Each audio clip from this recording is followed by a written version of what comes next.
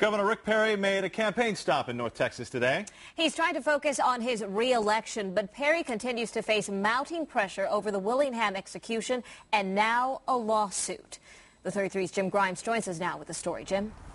Well, Amanda Walt, some think this could actually derail the governor's re-election campaign. Earlier this week, the Houston Chronicle filed a suit against Mr. Perry. They're demanding that he release a private document. Many believe that that document could shed more light on the Willingham case. Now facing a lawsuit over refusing to release a clemency report at a campaign stop in Grapevine, Governor Rick Perry said he's not changed his mind. We've been following historic rule of law on that, and I think for us to do otherwise would not be following historic ways of doing business and following the rule of law. The report has to do with 36-year-old Cameron Todd Willingham. He was put to death 5 years ago for setting his house on fire with his 3 children inside. Perry's office received a fax just 88 minutes before Willingham's execution that stated investigators made errors during the arson investigation. Now the governor won't confirm that he read the report and analyzed it before Willingham's execution was carried out. For Perry, the case has been more than a distraction. Last weekend, thousands of protesters gathered in Austin, calling for a moratorium on capital punishment.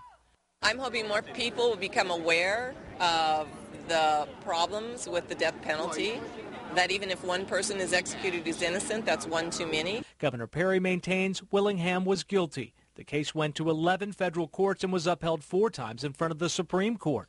The record is there. I think it is clear that Mr. Willingham was guilty of the crime that he was convicted of, and in the state of Texas, we still support the death penalty for people who kill our children. As for the lawsuit, the governor says the document contains nothing that's not in the public record, but his refusal to release it continues to draw skepticism while fueling the debate over capital punishment in Texas.